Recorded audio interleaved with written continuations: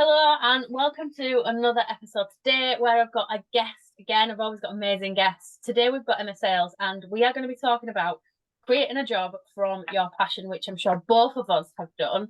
But before we do get into this, Emma, do you want to introduce yourself to my audience? Hi, so I'm Emma Sales. I'm a life coach and I work with parents of neurodivergent children to help them improve their mindset and improve communication with their children. I love that. Yeah, so that's what I do. That's me. I love that you do that because it's so important. So this let's go into the background. What actually made you come into this to doing this role? So I had a bookkeeping business before this for a decade. So I was already self-employed, and then I was really struggling with my focus after my son was born, and I was working with a coach and they suggested ADHD to me, and I was just like, shut up and go away, basically, because I didn't know anything about it, and I just laughed at her. And then I got a traits list, and it was like all of a sudden everything made sense in my life. And so I understood why I was struggling. I understood what was going wrong, what had gone wrong in my bookkeeping business, why it was so difficult after my son was born. And I just basically found out I ate knowledge about neurodiversity. From that point, I just wanted to know everything and wanted to understand everything. And it was such a massive realization. I wanted to help other people that were going through the same thing. Initially, I was going to be an ADHD coach. So I trained as a health and life coach. And then when my son started presenting, well, basically, he is me. He's just me. When he started showing struggles with the same things that I've struggled with, I realized just how much we beat ourselves up as parents. And so I pivoted and decided to focus on working with other parents that beat themselves up and that don't feel like they're good enough and don't feel like they're doing enough and just wish that everything was different, with their kids and in their own lives. And I'm educating, I've got some workshops in schools, and it's just super exciting to be making a difference. And it does, doesn't it? Because like being a parent of a child who's been assessed once, didn't get a diagnosis, and now we're going through it again. School have referred him. And my husband actually is going through assessment as well. It is tough. Like sometimes I just think, like I love my family, obviously, but I just think, oh God, can it not be easier? So having someone that parents can go to for support, and I have access to support as well, in the past. It just makes such a difference. And sometimes simple things that you have tried and worked, we can pass that information on, and it's a godsend. And it's not always, I always say it's not what you know, it's who you know. And it is, but sometimes who you know can know the things that you need to know to help you to move forward in those situations. So from your own experience, this is what's created a job that you're passionate about, isn't it? In taking you into this career, which is very much like myself in both of my businesses that I've run. Because one of them was like, well, I just enjoyed sewing the first time. I wasn't actually passionate about the business side of that, but coming into being a business coach, I am passionate about helping people. Both my jobs help, my businesses help people, and I guess we kind of fall into that. So if you're a parent or a woman or anyone wanting, like most women listen to this, and it's women and parents and business owners, and you've got something you're passionate about, how do you think we could get started on actually transforming that from just passion into a business and turning that into a job? I mean, I think the first thing to kind of think about is business coaches are great, as you know yourself. But like, if you've got something that you love, Yeah. so many people do jobs that they hate. Oh, they do. So many people do jobs that they hate. And if you are neurodivergent, especially, it is torture. You're basically torturing yourself every day. Yeah. And why? Why are we doing that to ourselves? We've got so many gifts of our own. Everyone has like so many gifts. And if you are passionate about something, you're going to give it your all. You're going to do your best. You're going to enjoy your life. You're going to find it easier to relax outside of work because you're doing something that gives you a buzz. And there's always going to be a way to make that. There are people passionate about everything. There are weird people that like data entry. I like data entry. You know, it's one of my bookkeeping is a business that I did for years, and I find it so easy to zone out while I'm doing that, because it just gives me like if I need to calm myself down now, I still go back and I like reconcile a bank. I've got some bookkeeping clients still. I go and reconcile a bank and I can just kind of zone out and do that.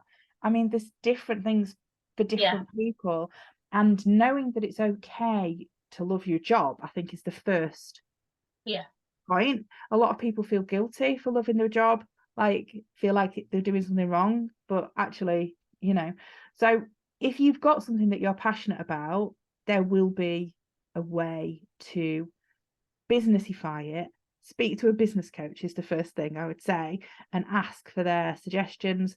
Go to the job centre, look at Google, you know, what there is. I mean, I spoke to a client last year whose daughter is autistic, and she was really, really struggling to find a job that she could stick with. She was changing jobs like every couple of months. She would just resign from her job, and she really liked planning nights out with her friends. And I said, why doesn't she go into event planning? And the one I spoke to was like, oh God, that's a job. That's like a really good job. And I'm like, yes, it is. And people just don't think about, don't see that. It's like, what do you love? Can that be businessified? If I so, think everything can do it. You know, I mean, it's kind of, there's a lot of fear out there that people will, especially if it's a crafty thing. You know, somebody that used to be a seamstress, and she wasn't a seamstress. She loved sewing. She turned it into a business and got fed up of it, and now doesn't do it anymore and can't enjoy it. That's exactly what I did. And she just can't do it. She sold her sewing machine. That's it. It's gone. But for that time, it doesn't have to be forever. Yeah, and I love that because we can change. Yeah, but I think absolutely. Sometimes guilt around changing.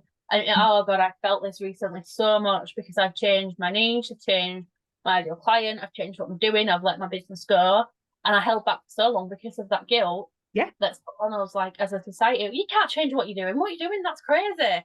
And that's not true, because if you're passionate about something and deep in your heart you know that you're not going to be fulfilled unless you change something, then I think that's what we have to do first. Change and deal with the backlash later. Yeah. Because we are truly not living in alignment and in our passion. And I've realised when I do make those decisions and stop letting fear of what people are going to say, think of me, and just take the action, make that change, follow my heart and my passion, it makes such a difference, doesn't it? It's really hard. And I mean, I changed business from a bookkeeper to a life coach, and there aren't many more extreme like changes in career.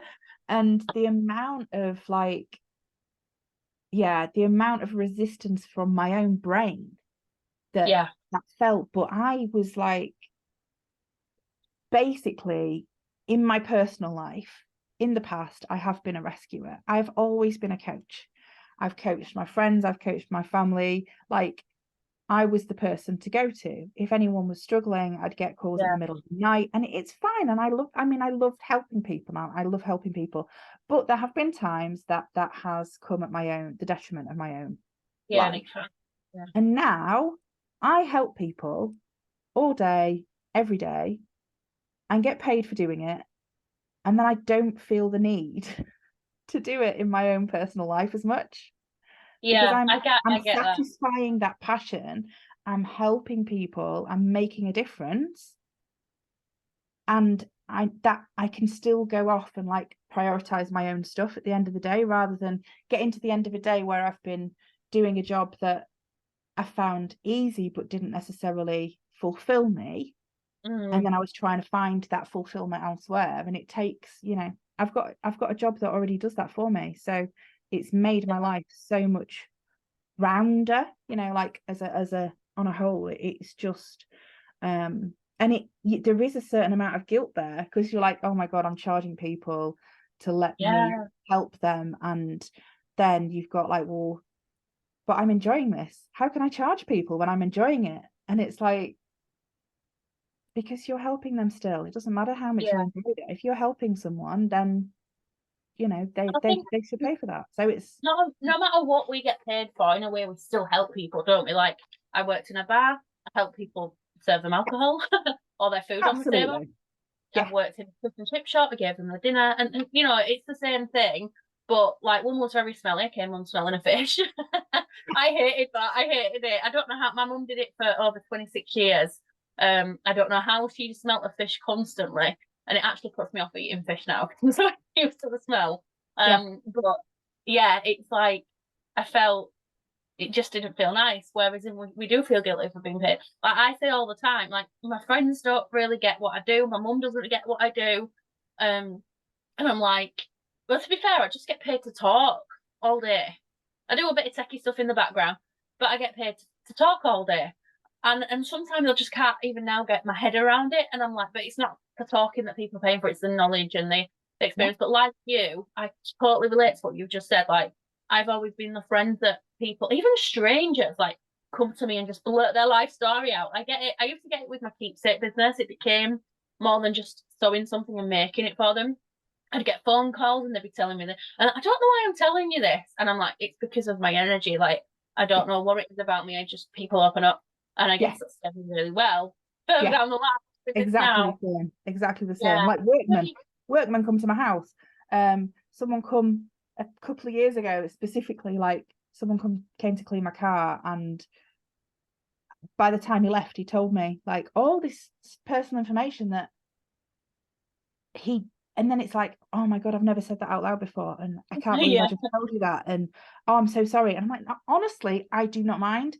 I like to be the person that people can talk to.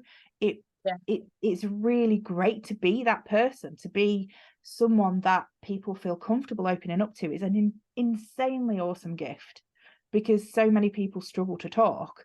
So if I can be somebody that people can talk to, then I am like serving such an awesome purpose.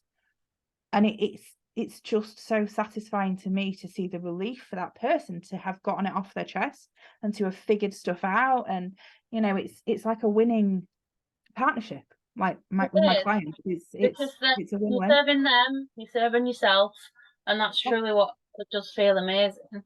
And it's like, when you're doing something and you're good at it, why not do it as a job and make money from it? Yeah. When people do decide to do that, though, and I'm bringing this up because I've heard this from other people, like they think, right, okay, I need a business coach. They might go and hire a business coach, have a negative experience. So when you're choosing a business coach, what would be like your best advice for choosing the right person? Because I'm a huge advocate of like choosing the right person for you. Like, I might not be right for everybody. I've worked with two different coaches in the last few years, and it's changed. Like, someone might be right for you, then you might need to change, and then there's another one I'm going to work with next year. And now I wouldn't be without one because I've enjoyed it so much. But when you're doing that, if it's the first time, I think it can be hard to know where to go. So what would your advice be if you're going to start a business, you're going to turn something that you're passionate about into a job, but you need that help to do it? What would you think you should do to find the right support? Go with your gut. Look at what's out there. Speak to multiple people, and just work with somebody that you can resonate with. Work with somebody who, if you like, for example, I swear is a good example. I swear, and I make jokes of things, and I'm not a serious coach. I'm a coach that you will laugh with. There's a lot of laughter in my sessions. Some people like that. Other people do not like that. And I mean, it works for both the coach and the person. If you have that, I think that chemistry call at the beginning of a relationship is so important. Even if it's just 5 minutes, I'm thinking about hiring you. can we just have a 5-minute chat just so that we can see if we're on the same page? And I think that with a coach, with the right coach, you will feel that like quite quickly. I mean, I've had people come on to calls with me that have said at the beginning, I've seen your social media and your TikToks, and everything you say sounds like me, and I can really resonate with that, and I want to work with you. But I just wanted to check that you're actually like that, that you're not just putting on, because to have that human contact with a coach, I think it's so important. It doesn't matter if it's 5 minutes, 10 minutes, but usually if you say, I really want to hire you, but this is just a confirmation, and then you don't have to hire that person. It is okay to say, if you get a bad feeling, if you have like something that in your gut is saying, oh, this isn't quite right, or it just doesn't feel worth it. If it doesn't feel worth it from a financial point of view, again, speak to your coach and they will tell you that's normal. It's normal to not feel like you're worth the investment. But if it's not like that, if it's like oh, this person, I didn't like what they said, and I didn't like this what they said, and I didn't like the tone, or they made me feel a certain way that was uncomfortable, you will know if it's someone that you're going to be comfort in coaching is the most important thing. If you can talk to somebody, then that is what my advice would be. Just try it out, speak to a few different people, and the person that you sort of vibe with the best should be the person that coaches you. I would say in all circumstances. I'd say that's for any type of coach, not just a business coach. Like, yes, if you're literally any type of coach. Yeah, because I've worked with many different ones. I've had mindset coaches. I've actually had a diet coach to help with my diet. I've had a parent coach. Oh God, what else? I don't. I've had so many, so many. It's like addictive. I said earlier, 2 coaches and business coaches, but I've actually done different things. Some of them all at once, which I would not advise, by the way. Work on one thing at a time, because it is a challenge. I mean, I say I'd always have a business coach, and I would, but then if I wanted to work a little bit more on my mindset, I tend to go with a coach that does that as well. Or because it's all about being. I see a person as a whole person, so we've got a lot of elements to work on. And thankfully, my business coach right now, she does that, all of it with me, which is amazing, because then it all has an impact on the business. And I try to do that as well, because you'll find I do other things. It all mixes in, but yeah, I think that's so key. I mean, I don't know about you. Have you ever got on one of those calls when you're just like, no, and your intuition's telling you, and it's not even the price, it's just something that they've said has put you off. I've only had this twice. One where I was like, no, I actually told her I'd already had a coach, so I wasn't looking for another big investment right now. I was looking for something smaller, but she still continued to sell the big thing, because obviously money. And where for me, listening is so important. And it's like, listening is important in business anyway when you're trying to get clients. So that was an instant no for me. She did actually then hound me so much through Messenger that I had to block her. It was so bad. So that was the first instance. The second instance was actually a coach that I'd worked with for a bit, and then it made me feel icky when she was just constantly trying to sell to me. She got a little bit comfortable, even though I told her no. And that not feeling right, because actually the product itself was quite affordable. It was really affordable, but I'd said no. And that ickiness of like, why not? And the messages between us, like that instant ickiness feeling told me, no, this is not the right place to be right now, which I think is so important. So always leaning into your feelings is important in business. Like whether it's booking in with a coach or the next step you take in your business when you're launching it, starting it, deciding to do it, it's got to feel right for you, hasn't it, when you're doing something that you're passionate about, and investing in something that you're passionate about as well. Yeah. And I mean, it does sometimes, when it feels right, it's great, but at the same time it's like there's also should it should I be feeling more cautious? There's always like this sort of, often, there's not always, but often this like nagging, is this too easy? And the answer to that question is no, it's not too easy. It's never too easy. If it's easy, then celebrate that, because it's allowed to be easy. There's a lot of things that that, like, as my business has grown, things I'm like, oh, I hope nothing else good happens this week because I can't take it. And then you're like, but come on, it's good, Yeah. it's positive, take it. Just, doesn't mean that anything bad's going to happen. And then it just, if something good's happening and you're going with the flow and you're making things happen, then celebrate that and be proud of yourself, because it's an awesome thing to love work and to love your job and to make those changes in your life, as scary as they are. Do it gradually, spend an hour a day on something, there's no rush. Hopefully we'll live past tomorrow. So just yeah, go with it. If it's something that gives you joy, then it's worth doing in all cases. Well, not all cases, but a lot of cases. I'm not advocating, just a disclaimer on this, I'm not advocating drugs and alcohol right now. But if it's something you love that gives you joy, that is Yeah, that's it. Good for you. Then which is like, I made a decision a few months ago. Like, I've already signed up for a coach that I say not working with yet, but she's given some amazing bonuses. But when I did it, I'm just like, yes, I'm in. I've stalked her for ages, like over a year. And then I'm like, yeah, I'm in, even though I don't start with it properly until January. And then after I was like, that was such an easy decision. And then start second guessing. No, because it was easy, it was the right decision. And actually it's proved that afterwards, because of like the support that I've had already. I mean, we're not even started. Like the conversations that she gets it, the free stuff that she's doing just aligns, and then the bonuses that she gave. Actually, I'm like, oh, well, I wanted to buy that. So brilliant! I've just saved myself a grand. Like, she gives the most amazing bonuses. So I was like, oh, this is what I want from someone, because it's what I want to give to my clients as well. Amazing bonuses and alignment and that good feeling that, yes, I can move my business forward. Yeah. So to get that, it really is a ripple effect. And it's really interesting to see how we kind of navigate our feelings in business when we're doing something. And I think sometimes because we're passionate about it, we get the fear, but we get the opposite end of, yes, let's do this. So it's like navigating the both. It really is. Keep it interesting. Yeah. Yeah, it does keep it interesting. So Emma is actually going to come back because she's got stuff to talk about to help us with what she does with neurodiversity and how you help parents and children, and actually how we can juggle business if we're neurodiverse as well. I believe I've got ADHD. After, like you, reading like saying, oh my god, that's me. So it'd be really interesting talk. So come and join us later on again for Emma. Watch this space and she will come back talking about that. But in the meantime, if we want support now and we want to check out what you do, where can we find you?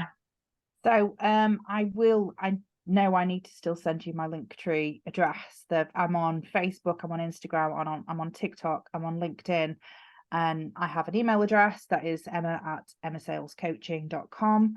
And I am dead findable because my name is Emma Sales, as in sales on a ship, and there aren't very many people with that surname, so I am incredibly findable. And so you can reach out mine's to like me. common as the come, my name.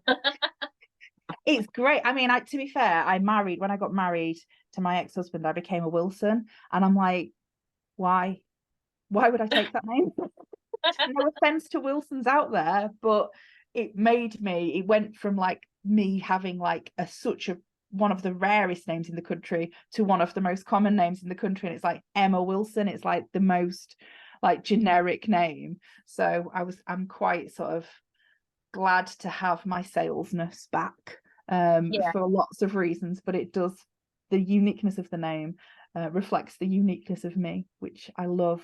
So yeah, that's it. I'm really easy to find, and I'm really, just message me. Like literally anyone can message me. I'm always happy to talk. Yeah, definitely go connect a bit. And the final question that I ask everybody, but you're going to get it twice because you're coming back, so you have to think of it next time. But for this time, what is your best tip for being organised in your business? Organised? I got a VA. Oh, I love that. I've got ADHD. I'm not organised. I've got a VA. I use Asana. Asana's a great tool, and yeah, ask for help is my big tip on being organised, because it's okay to be disorganised and it's okay to ask for help. It is. And if you do need help with organisation, I am your girl. Yeah, especially in business. Life, someone else, definitely not for life, but for business. Still working on the life aspect right now. I am. Yeah. But thank you so much, Emma, for joining me today. And I look forward to welcoming you back very, very soon. Yeah, so look forward to speaking to you again.